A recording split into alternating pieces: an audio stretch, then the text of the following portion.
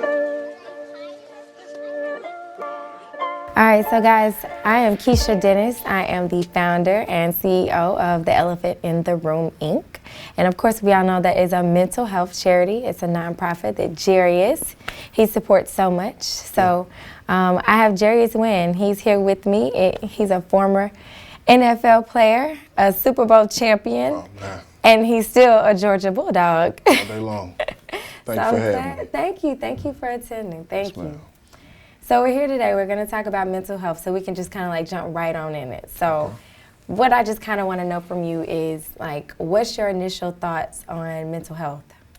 My initial thoughts, I didn't know much about it until I went through it as a player, retiring from the NFL, playing it for so long, and really just didn't think about it until things started happening to me.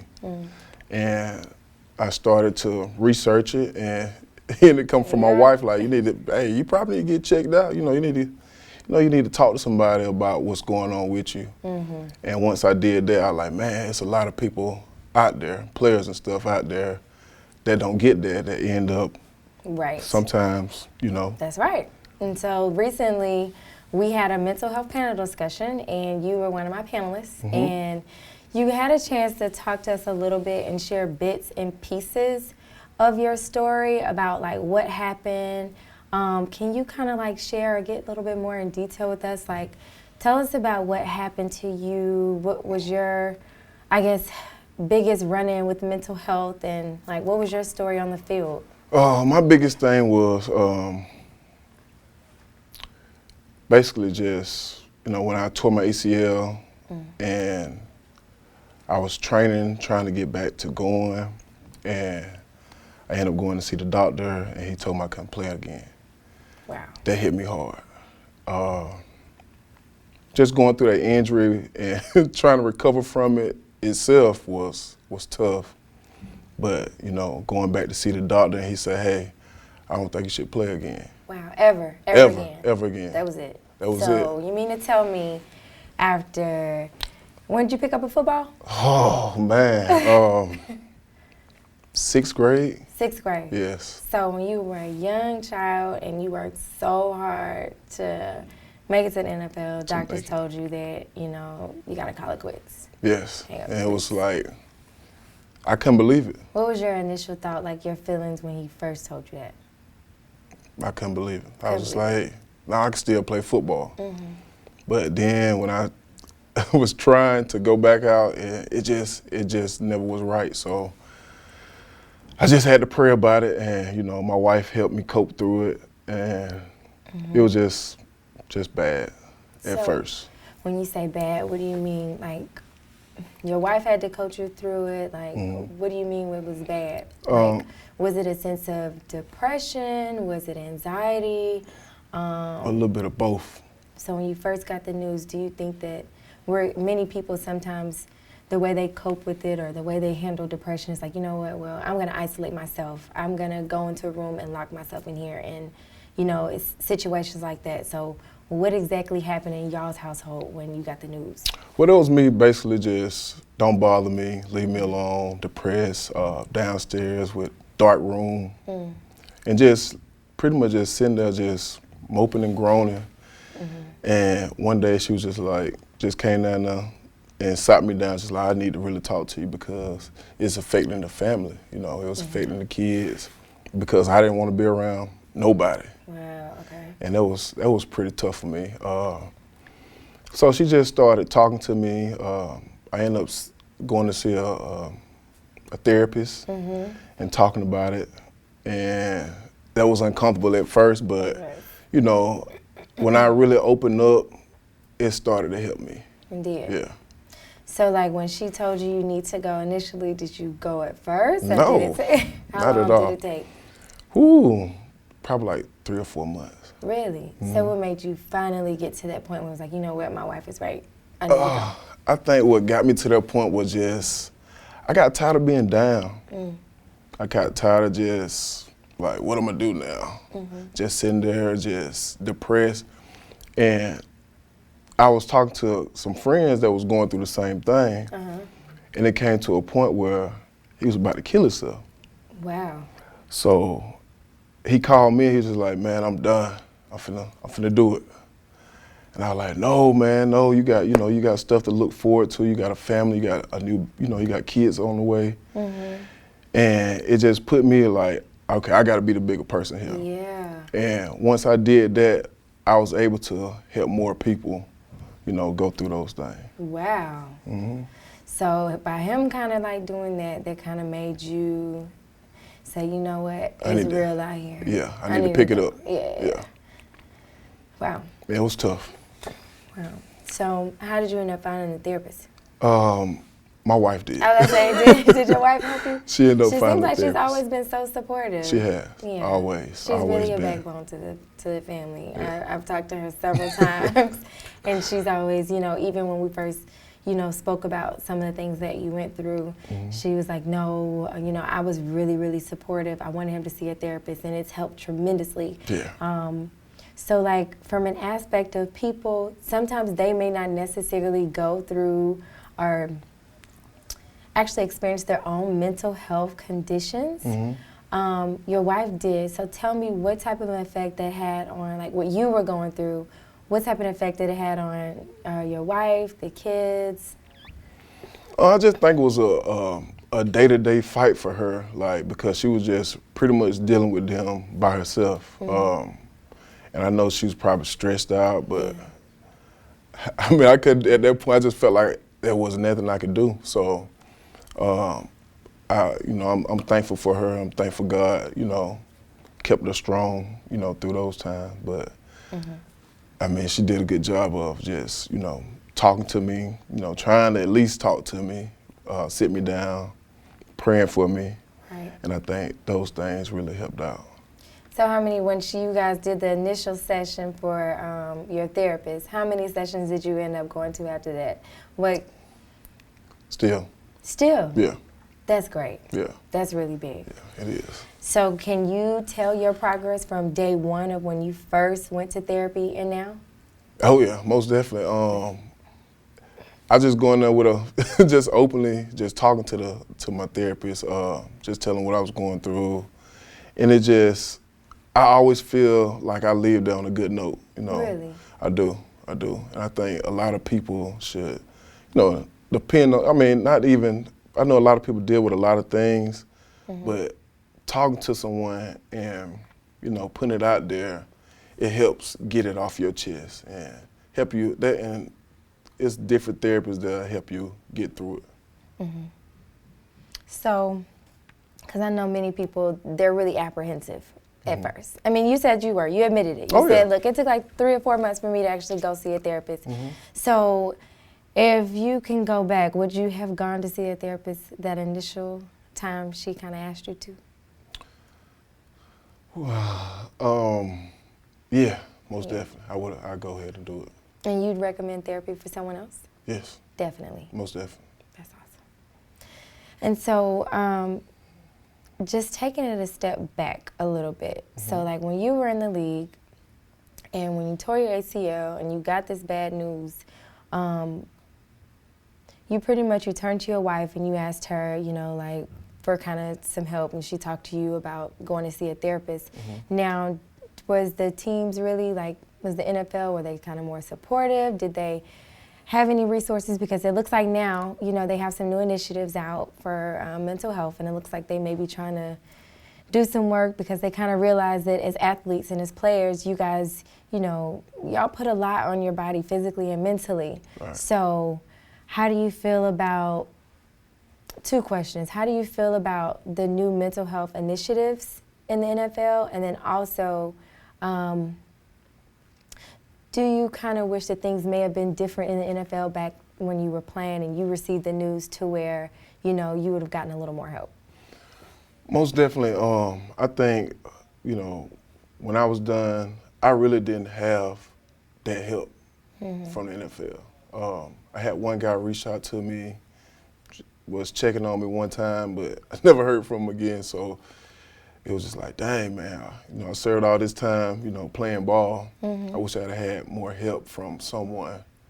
And then again, I didn't reach out to them So I just feel like in that situation, when a guy's done with football, I think they should do a better job of, reaching out to the player, make sure they're okay.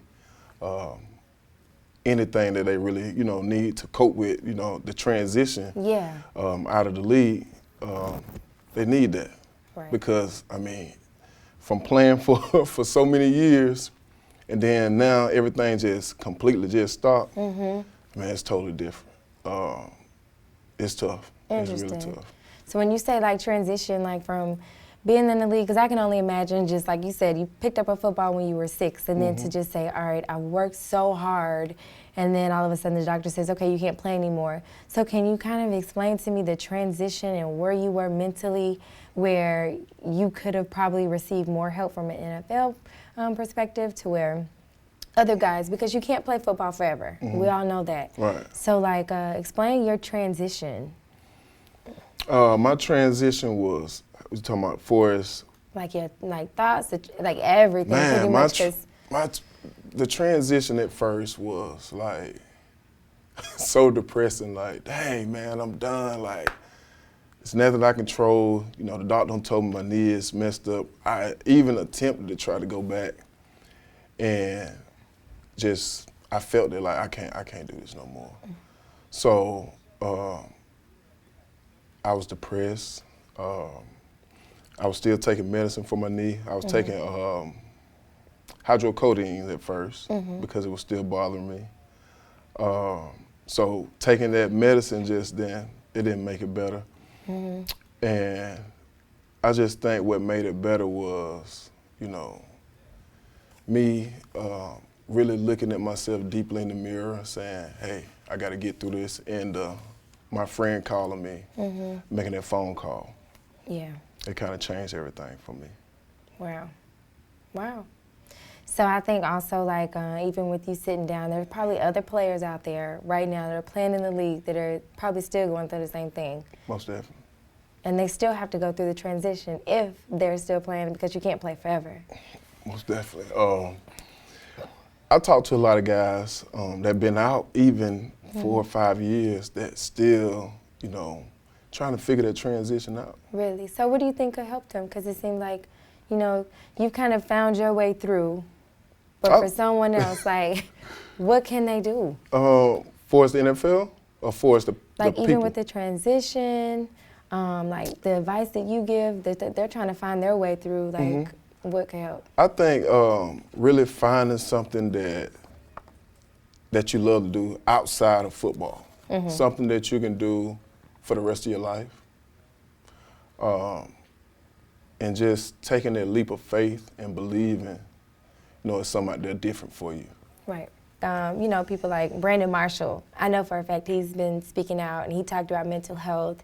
It's a couple other guys that may be going through something and, they've kind of spoken out a little bit about mental health themselves. So how do you feel about that? Do you think that more guys should come out and talk about it? Man, yes. I think the more people come out and talk about it, the better you're gonna help someone else. And I think this is what I did. When I left the elephant in the room, the meeting with you, I called my friend. I was just like, man, how you really feeling deep down inside? Like, how do you feel? Man, he started crying. Really? Yeah, he started crying and just explained to me like the stuff that he's going through.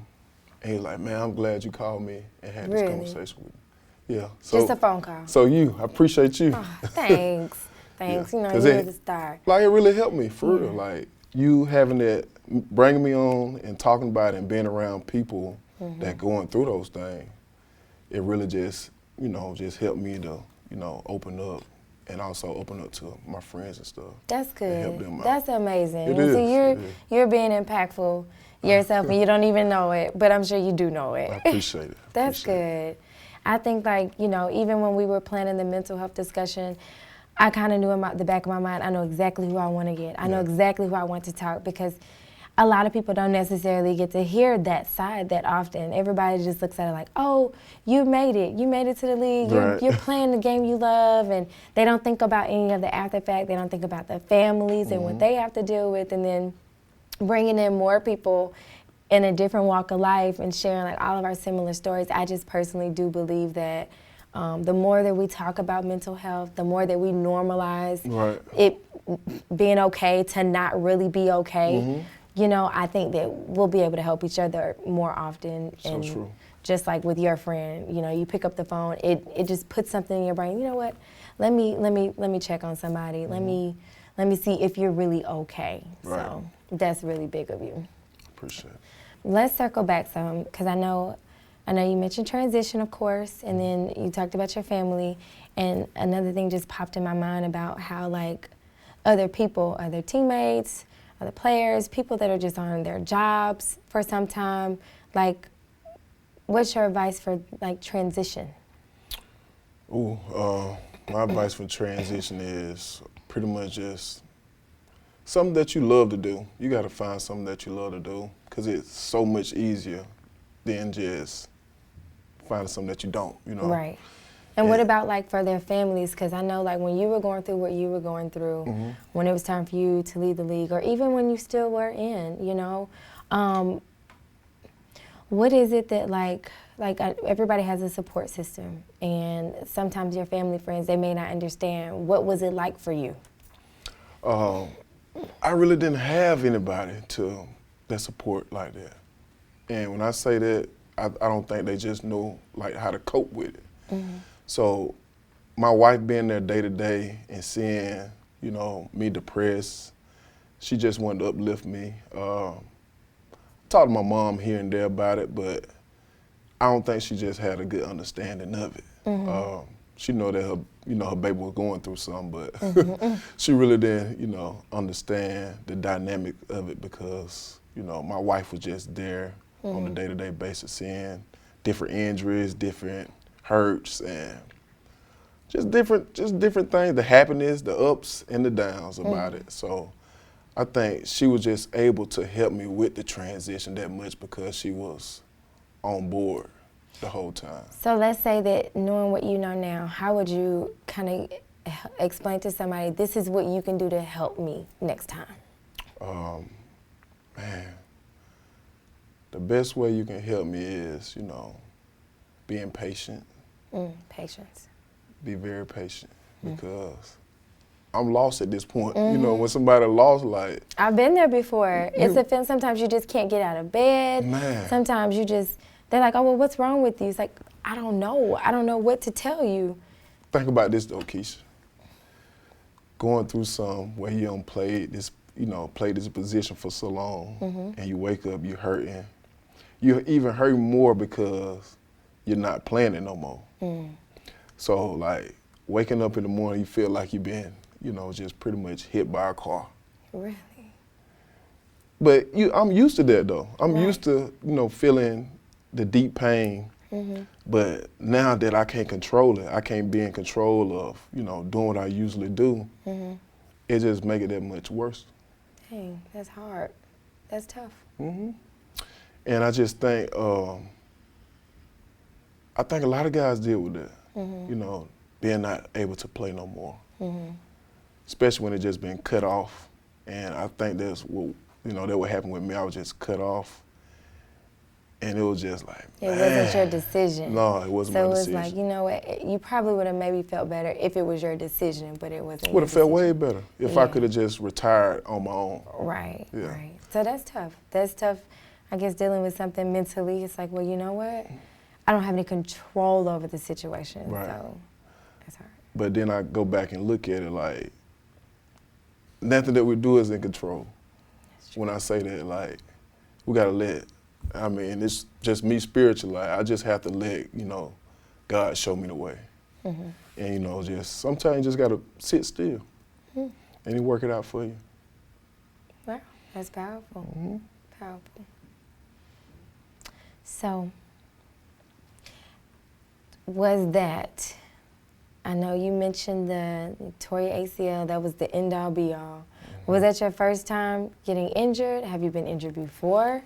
That was my major injury. I Major. had little That was nicks a here and there. career-ending injury. Yeah. What about any other injuries? Concussions. I tore, see these fingers. I had a screw in this finger. I did this at Georgia. Wow. I had a screw in it, but I had to play through it, and it was coming out when I was in Green Bay. Like, it was halfway out.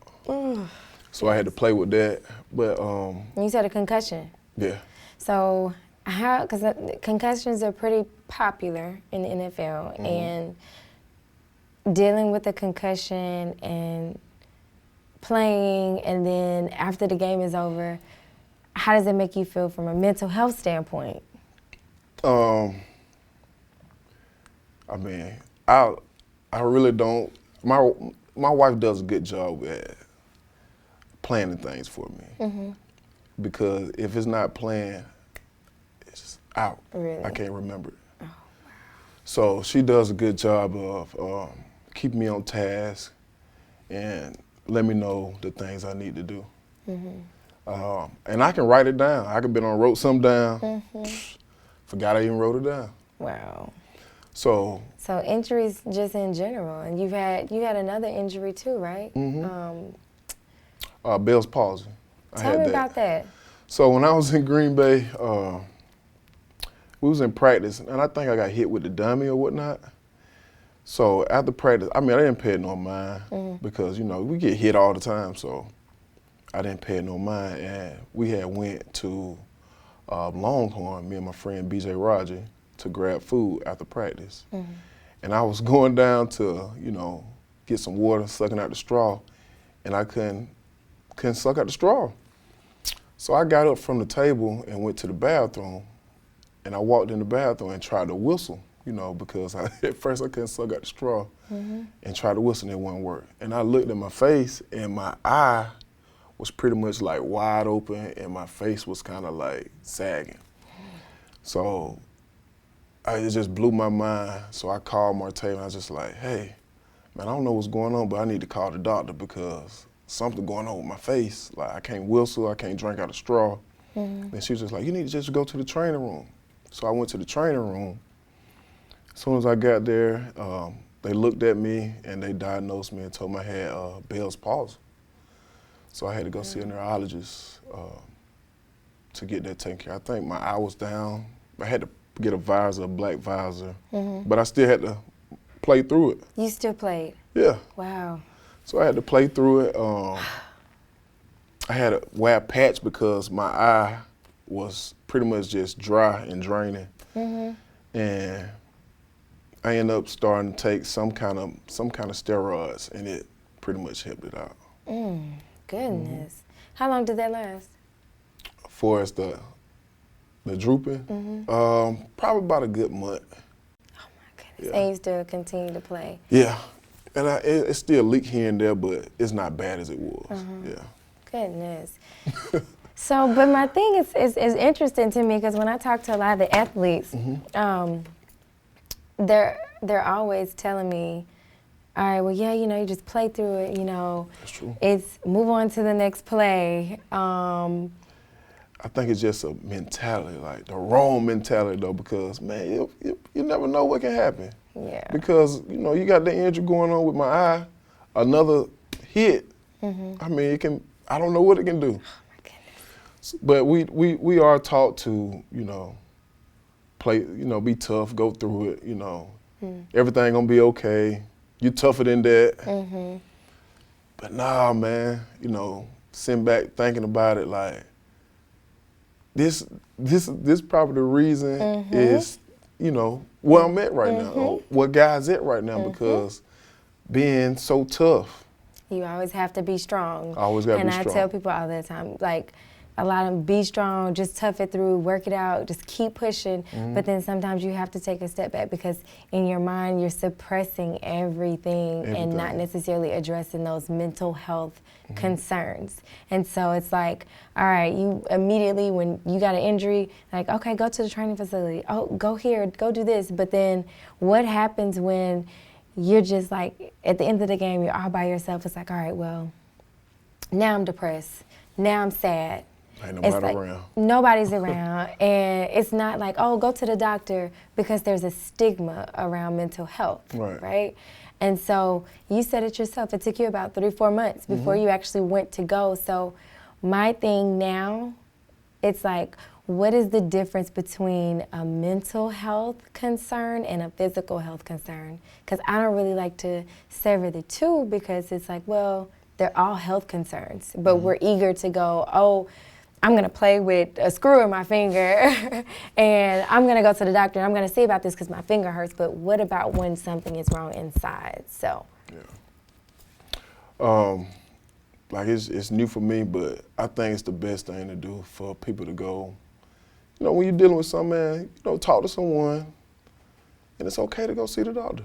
It's okay to go see a therapist, because, I mean, it's gonna help you in the long run. And I think that stigma need to be cut out, because it's kind of destroying people's lives. Because, you know, you telling them, man, you crazy if you go to the doctor. They gonna consider you crazy if you go to the doctor.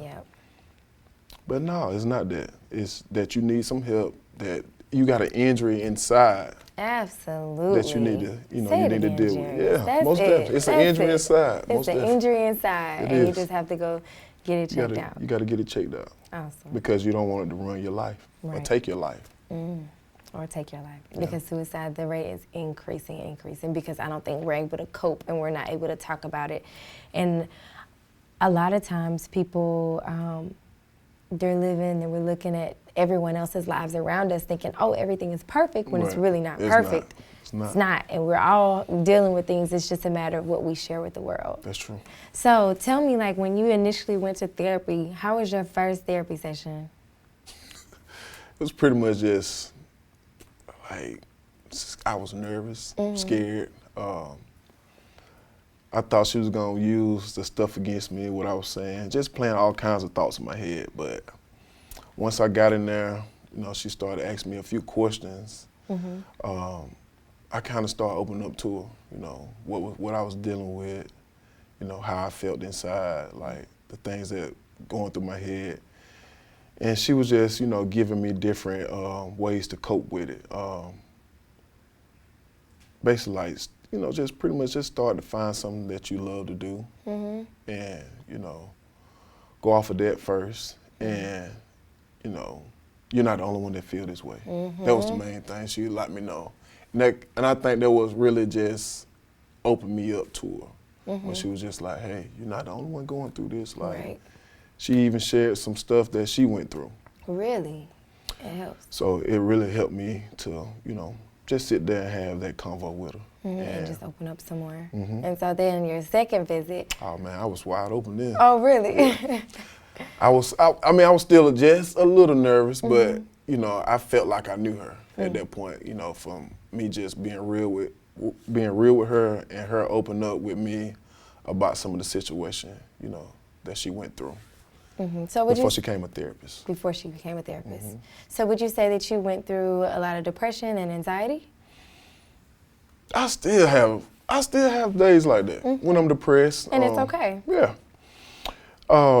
That I go through depressed, a lot of anxiety. Like when I know I got to do, like this me, I was just up there like, man, just calm down and just talk to Keisha. 'Cause Keisha, you know, Keisha sweet, Keisha cool, and Keisha understand. Yes. So once I seen you, everything just flew away.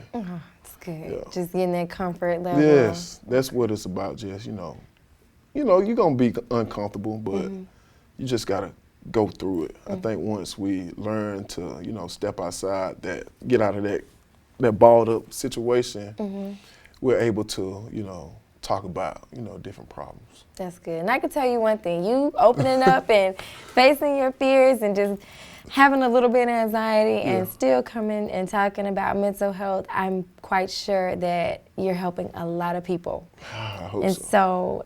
So what do you think is going to be, as far as like, what do you want your biggest takeaway to be from, you know, everybody who listens to this interview?